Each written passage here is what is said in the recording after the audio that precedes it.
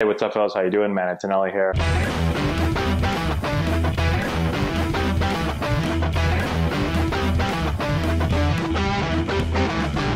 Hey, what's going on, everyone? How we doing? Man, Antonelli here. Hope everyone is well and safe. Bad news coming out of the baseball world yesterday. Noah Syndergaard of the New York Mets is going to need Tommy John surgery. He has a torn ulnar collateral ligament, which is basically in your elbow. It's the Tommy John injury.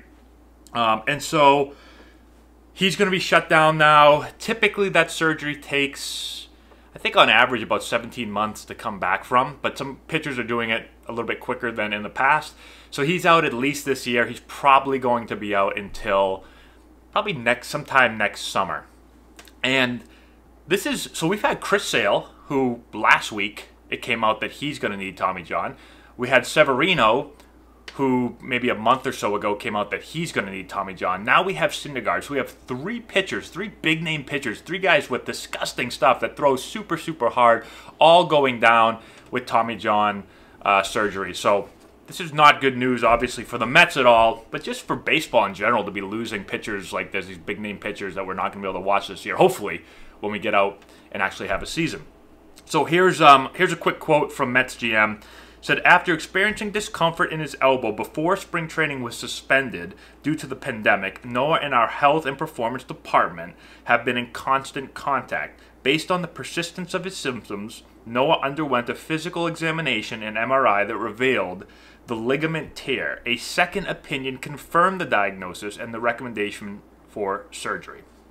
All right, so, and real quick, I get asked, I've talked about second opinions before because with all my injuries, I've had second opinions, and people ask, like, why is second opinions? How does that work? Let me explain it really, really quickly. So, where I dealt with this a lot was with my wrist and my hand.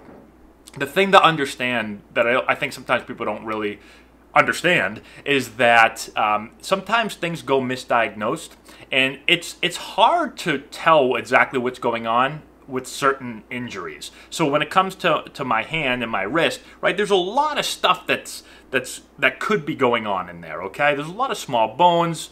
I'm not an expert, but I just know there's a lot of stuff in here that could be going wrong.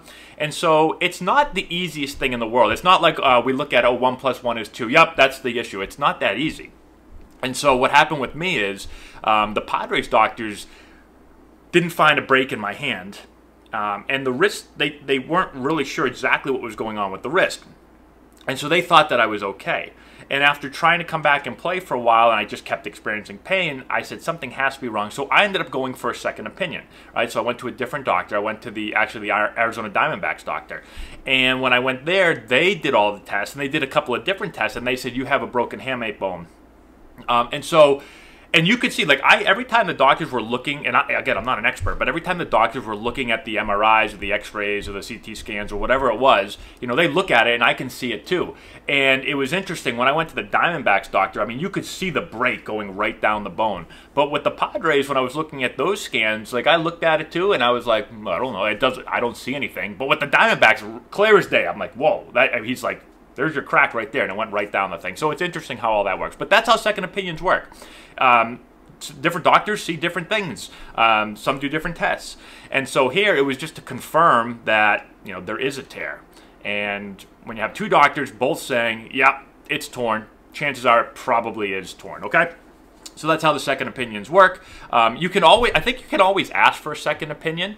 The team didn't tell me when I was hurt. They didn't say, like, hey, go get a second opinion. But my agent was like, we need to go get a second opinion. If you're still hurting and they're saying there's nothing wrong, then we need to get this checked out. So then I just tell the team, we say, hey, listen, we're going to go get a second opinion. I don't know if they can say, no, you're not. I guess technically they could say, no, you can't. But I went and got one. So this really stinks for the Mets, who I thought had a chance to be a very, very good team this year, especially with their pitching rotation, where they've got DeGrom, they've got Stroman, they had Syndergaard until now. They signed Porcello, Michael Wacha, they had Matz. So they had a good group of guys that was going to be a solid rotation, and they still have a chance, obviously, to be solid. They've got two studs still at the top, but to have that third guy, and I know Syndergaard didn't have a great year last year, but he has the stuff, and he's done it in the past, to be really, really, really good. I mean, he's one of the hardest throwers in the league with disgusting off-speed stuff. So it's definitely going to hurt the Mets. And I think, again, even if you're not a Mets fan, which if you are, I know this is not good news, but it just, as a baseball fan in general, like me, I just like to watch good baseball, and I like to watch good players play. Not being able to watch him, like every time he pitches, I want to watch. He has electric stuff, and something big is going to happen. And it just stinks that we're not going to be able to watch him now. So, you know, Tommy John surgeries obviously is something that every pitcher has the possibility of hurting their elbow just because it's such a violent movement, right? It's just not a natural thing. And the more guys that are throwing harder and harder and harder, more stress on the arm. So this is something that Major League Baseball and teams are really trying to fight against, to try to at least limit the amount of injuries, because they're always going to happen.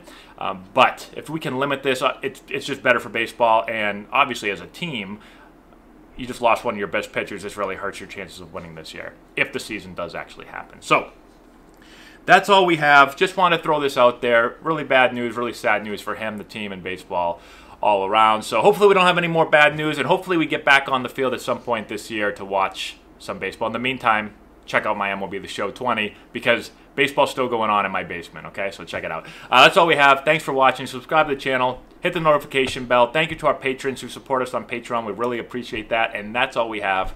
We'll talk to you later.